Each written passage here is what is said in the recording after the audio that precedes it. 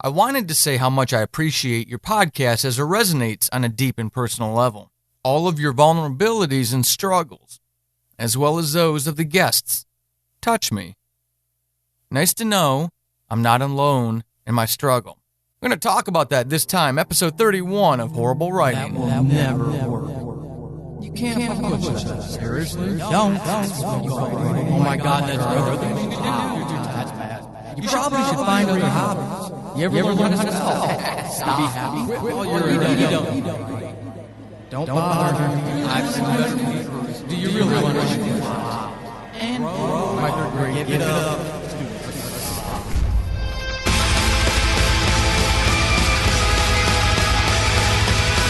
Welcome to Horrible Writing, the rawest, most candid, in-your-face writing show on the interwebs because none of us have time to suck. Let's do this.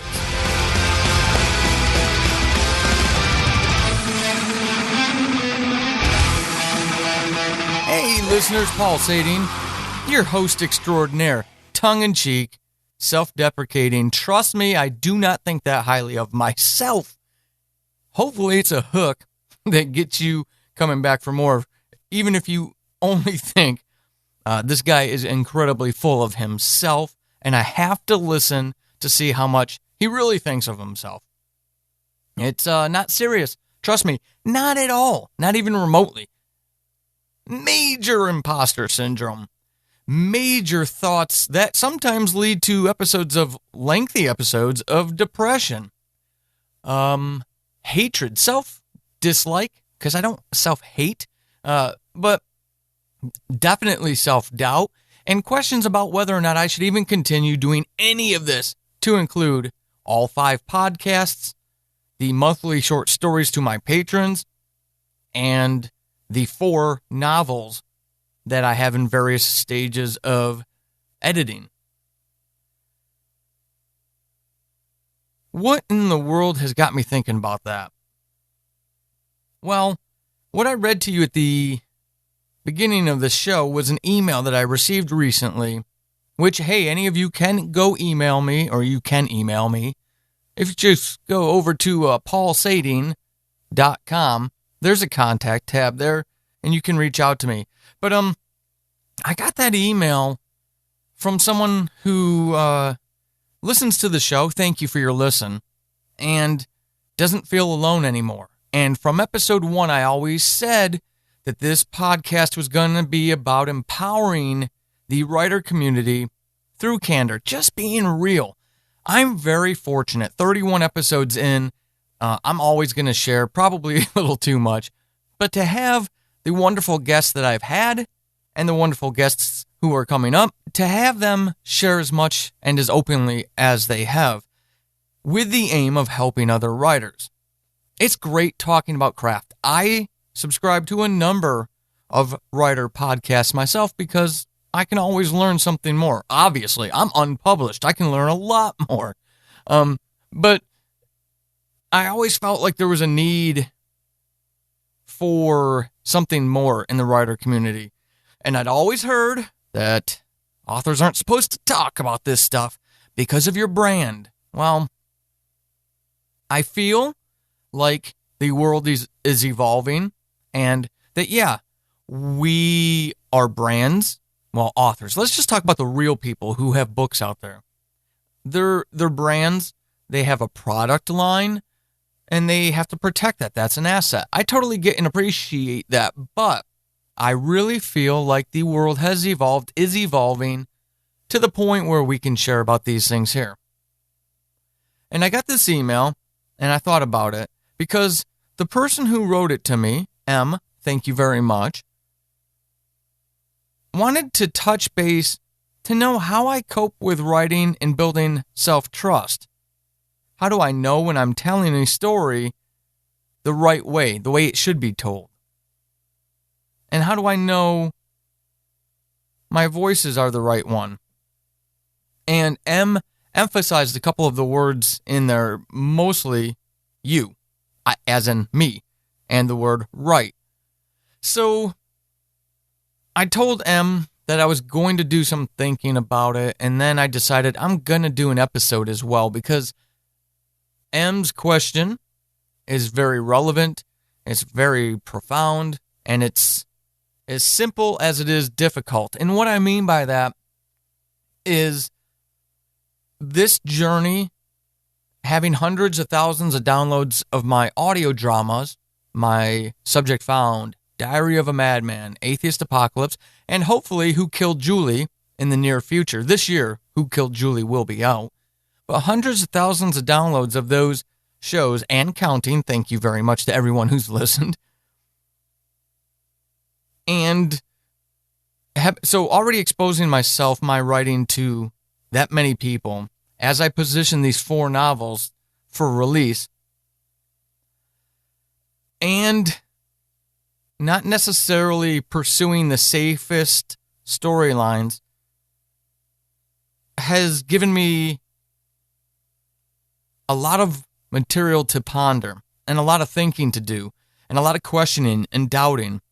And so when M wrote me and asked about, how do I know I'm telling the story the right way? How do I know the voices are right? The way I answer that is, it's a very subjective question with very subjective answers. Each one of us is going to answer that differently. And in answering M, I also answered the first part of M's question, that this is mine. I own this. It's my story to tell, whatever it is. Subject Found, any of the seasons, the first season of Diary of a Madman, any of the 4 novels that you haven't read yet. Those are mine. I came up with those stories. I lived in those headspaces with those characters and in that world. And I'm in love with each and every one of them for different reasons. However I decide to tell the story is the way I wanted the story to be told. So it's by default for me the right way. I'm not saying that my answer is the right answer. I'm saying it's the right answer for me. And that's good enough. And I think there's a certain beauty in that. To be comfortable with that conclusion. M asked, how do I know the voice is the right voice? For me, I spend a lot of time thinking about these stories before I even even begin outlining them. I don't just jump to building an outline or even discovery write. I am a discovery writer, but I do some structural outlining for each story. And I've talked about this on the show before. I have so many projects going on that I think about the upcoming stories a lot. For example, it is March 2018. You haven't even heard the audio drama Who Killed Julie yet. And I don't know when that'll actually be out. We're still in production. But I've already talked to a number of people that I need to talk to about the follow-on for that show. I've already begun outlining the follow-on to that show. And I've got 4 books to read to develop the character, the main character for that show. Because I don't know that person's experience. And I'm not going to share any of this publicly yet. Protecting my intellectual property, I guess. But seriously, just to give you an idea, March 2018, Who Killed Julie won't be out until probably, at best, the summer of this year. And it will have its run, and then I will go away and work on this other part, right? But I'm already outlining the structure of the world, the main character, getting to know that main character. That's what I'm doing day in and day out. Not all day long, but I think about him a lot. I think about what his experience might be. When I read the news, I try to put myself in that person's headspace because, again, his experience is not my experience. We're two different people. My heart empathizes with what his experience might be. So I try to see the world from that perspective. I can't do it alone, so I've already reached out to a number of people who are like that person. And they're guiding me. And I'm very appreciative of that. Very appreciative. So how do I know it's the right voice? Well, I ask. I do a lot of reading and research, and I ask those people who are closer to the voice, the perspective, than I am. Whether it's a female, whether it's someone who is differently abled or handicapped, or a minority, I talk to people and I ask. And sometimes it's awkward conversations because, some folks might think I have ulterior motives, or there's just no trust established there yet. And I get that, and I appreciate it. But I still am going to pursue these things because they're just important to me as a human being to follow those. Now, having said that, at some point, someone may hear these shows or read something in a book and know that, hey, Paul is a white male. Why would he write this? Where did he get this from? This is not what this experience is like. And they may think that I didn't do my due diligence to represent that perspective authentically and to the best of my ability. And to them, I would always answer, you're wrong. I did the best I could. My aim, my intention was to honor the experience the best I could through the research that I've done. And I'm comfortable with that. So to answer that part of it, about knowing the right voice and the right story, that's how it is. I think about it a lot. And I know that my intent is genuine and benign and empathetic. And when I'm armed with that knowledge from the get-go, I'm going to screw things up. I'm going to do something wrong. I know that. But you know what? The last time I checked, the sun has been rising for 5 billion years. It will continue to rise for 5 billion years no matter what I do. So I'm comfortable with that because I love these stories and I love these characters. And I'm not out to hurt anyone. If I do so unintentionally, it was exactly that, unintentional. So this wraps up back into what M led off with about how I cope with writing and building that self-trust. I don't know M's age or experience. In a way, my life experience, as much as I regret some of my experiences, it has armed me to be a writer. I've lived in 13 different states, 7 countries, something like that. And being in the military, or having been in the military, I've met people from all walks of life. People who were born with a silver spoon in their mouths to people who joined the military to avoid going to jail and living in all kinds of different, large city projects, if you will, all the way to the middle of, farm country USA. People from England, Germany, Korea, Saudi Arabia, Qatar, Iraq. The positions I served in the military, being in mental health, serving in a sexual assault response program as the program coordinator as a male. All of those experiences have led me to who I am today. I realize that my life experience is very broad compared to a lot of people. A lot of people will have one type of job in one town, and they will wake up every day until the day that we put them in a box. They will wake up doing that same thing in that same place. So I am lucky, and I think that plays back into it. I've had to trust myself on a lot of things, like serious things, life and death things. So for me, writing a story writing characters that aren't my gender, characters who aren't my race or nationality. If I can do the mirror check, that's what I call it. You know, you've got that checklist of systems operations that you need to make sure are operating correctly so there's no accidents, if you will. Nothing bad happens. So if I can do that mirror check, if I can look that person in the mirror, that man in the mirror, me, in the eyes, and be okay with what he's doing, then I'll be okay. So I keep plugging forward. I don't do things haphazardly. I take it very seriously. I take all of this very seriously.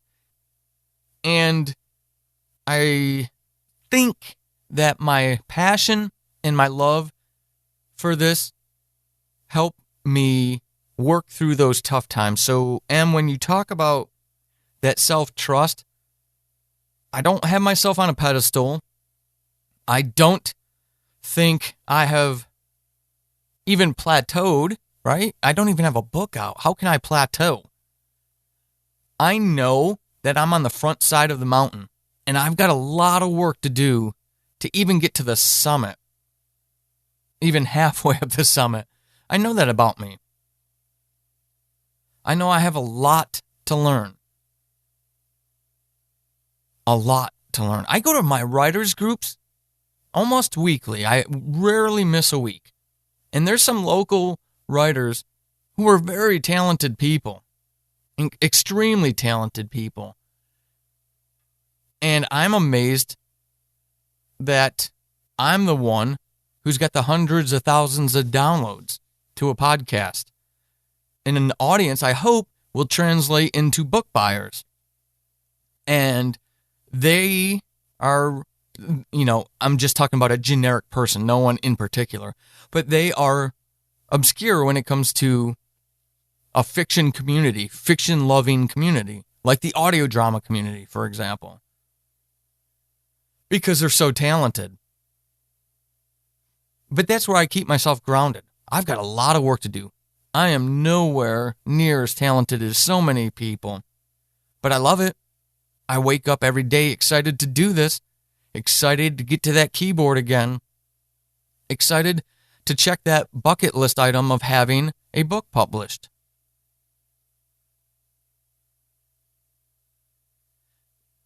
I will tell you though, and M, this is really to your question, coping with the writing and building self-trust, I struggle all the time with that.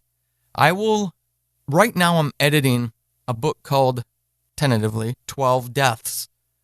And it's going to be an anthology that I'm going to release in the end of 2018. And as I'm editing that, I wrote the entire 80,000 word book in a month. And as I'm editing it, I've got 9 of the 12 stories ready for an editor. Obviously, I'm going to drop the entire thing at one time. Some things I've read, some stories had to seriously be reworked. And when I was seriously reworking them, I was struggling with that doubt, with thinking I knew what I was doing, trying to pass myself off as someone who could actually do this. I struggled. So what do? I give myself that time. When I recognize that I'm feeling like that, thinking like that, and, you know, I look at that screen and I'm like, I'm looking at that story and I'm thinking this character's horrible. This story doesn't flow. It's shit. Oh my God. That's when I hit the pause button and I get up and I go get a new fresh cup of coffee and I go talk to my daughter about anything in the world that she's interested in. And I catch my wife and I talk to her. I get away from that story for just a couple minutes because I recognized that spiraling thought process, that doubt, that self-loathing, and I want to break it immediately. So I get up and I remove myself from the stimulus that is making me think that. 5-10 minutes away, and then I come back. I put my big boy underwear on. I come back. I sit down at that keyboard, and I get through a paragraph. And I'm serious. I get through a paragraph. And I know it's going to be a horrible paragraph, but I'm going to get through it. I'm going to force myself to get through it because I've got that Microsoft Excel spreadsheet off on my other monitor showing me my word count for the day. And I'll be damned if there's going to be a goose egg, a 0 in that word count. And all I need is that paragraph. And what usually happens, what always happens, is I keep going. I get through that paragraph, and I get through the next one, and I get through the next one, and then I'm in a rhythm. And I still may not even enjoy that story at that moment, but I'm going to press on because I'll be damned if somebody's going to tell me I'm not. And I'll be damned if I'm sitting on my deathbed someday regretting giving up on these stories. That's how I do it. I've told you in episodes before, I'm a big picture person. I see the forest, not the individual trees. And I picture that. I use guided imagery.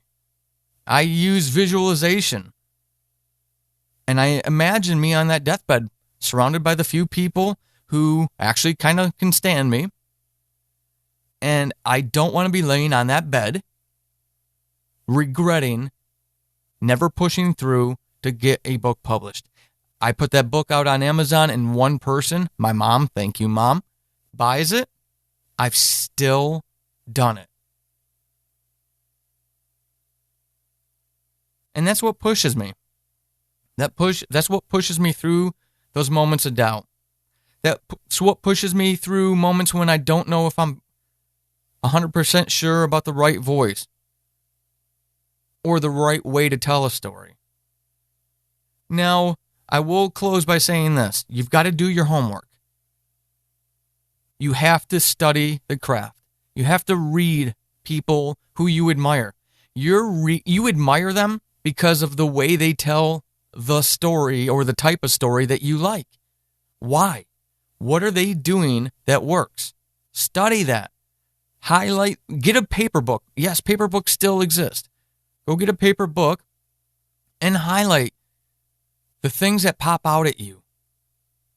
When they really make you feel something, they move you. They make you, you can envision exactly what they're talking about because they have constructed it so clearly. What's working? Study those things. So you do have personal responsibility, but beyond that personal responsibility, what is your goal? What is your aim? No matter how large or how small, be realistic. Set a time for it, a specific time. It has to happen by. And recognize the destructive thinking, those destructive thoughts. I'm a hack. Everything I write is shit. This dialogue is stupid. I sound like a juvenile. All of whatever it is,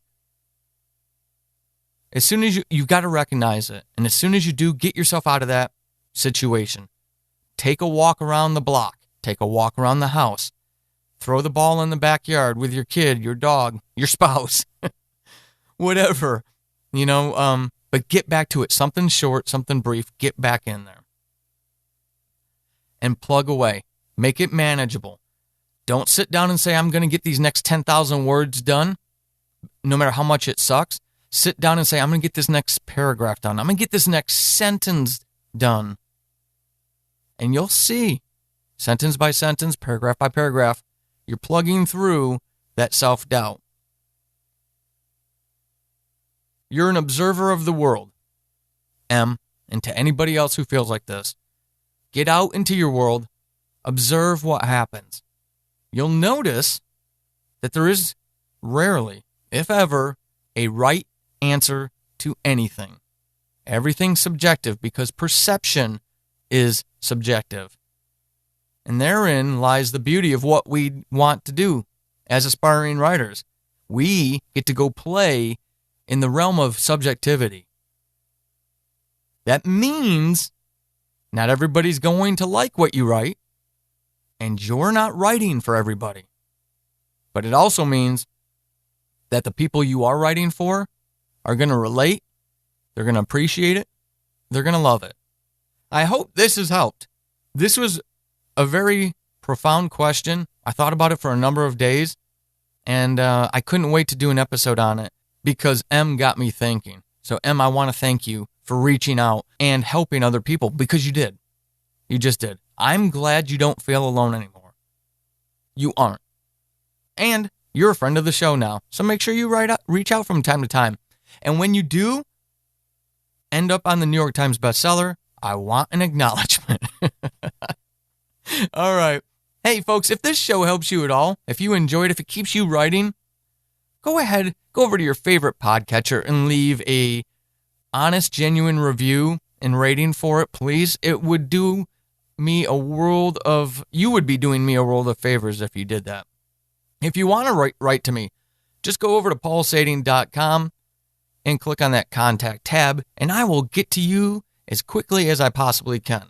Also, we're coming up on the mid-season finale of Subject Found, so make sure you go check that show out. In the second season, the Memphis murder story is really garnering a lot of interest, so it's a whole lot of fun. Also, if you do end up liking my audio dramas and you do want to become a patron or patreon.com/Paul Sading, I will be launching, starting in April of 2018, I will be launching a brand new audio drama only for patrons. That's it. They're the only ones who are going to get it. And the neat thing about it is it's going to be a choose-your-own-adventure type from a second-person perspective where you are the main character. It's going to be a lot of fun, so go check it out. Otherwise, episode 32, I will be having comedian, audio dramatist, actor Thoreau Smiley, and writer. Sorry, Thoreau. Thoreau Smiley from Attention Hellmart Shoppers. He just concluded his first season, congratulations, and he's going to come on and talk about how writing comedy can help you connect with people. Until episode 32, keep being epic. This has been Horrible Writing, and hopefully after this episode, you suck less than you did at the beginning. I am Paul Sading, your host extraordinaire. You can find me over on the Twitterverse @WritingHorrible and over at paulsading.com/horrible-writing. Until next time, suck less.